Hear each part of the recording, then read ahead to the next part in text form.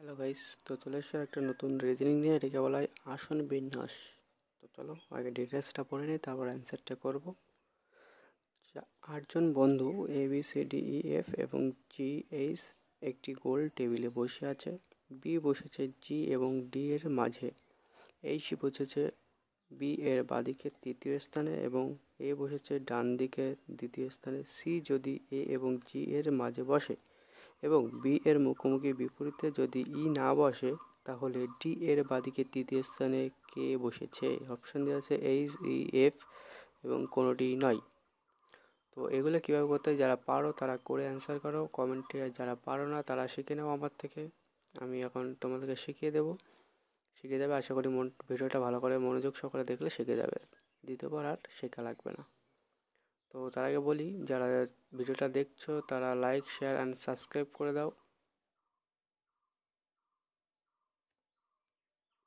পরবর্তী ভিডিও পেতে like, share আর subscribe করে দাও, আর আমার পাশে থাকো। এমন মজার মজার রিজনিং আরও পাবে তোমরা। চলো কীভাবে করতে এগুলো করার আগে প্রথমে তোমাকে একটা বৃত্ত করে নিতে হবে। বৃত্ততে 8টা দাগ দিয়ে নিতে হবে, যেহেতু 8জন বলেছে 8টা দাগ দিয়ে নিতে হবে। 8জন। তো এবার পড়তে হবে আর মানে সবাইকে বসাতে হবে। তো কি বলেছে, বি বসেছে জি এবং ডি এর মাঝে, তাহলে বিটা আমি মাঝখানে দেবো। ডি এবং জি, ডি জি এর মাঝখানে বি বসেছে।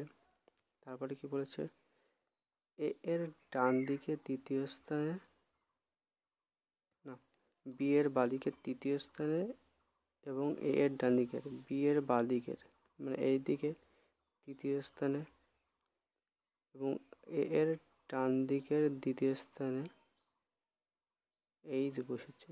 এইচ,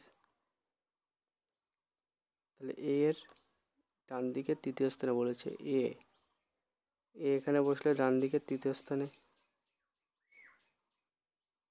ডান দিকের দ্বিতীয় স্থানে 1 2 দ্বিতীয় স্থানে এই বসেছে।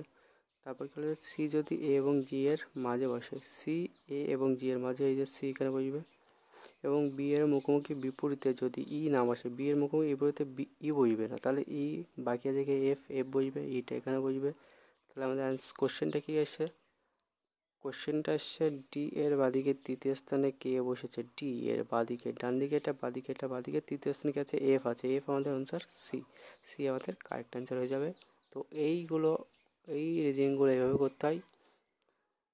সবাই লাইক, শেয়ার অ্যান্ড সাবস্ক্রাইব করে দাও এবং পাশে থাকো। এইভাবে মনোযোগ সহকারে ভিডিওগুলো দেখে রিজনিংগুলো শিখে নাও। Bye guys.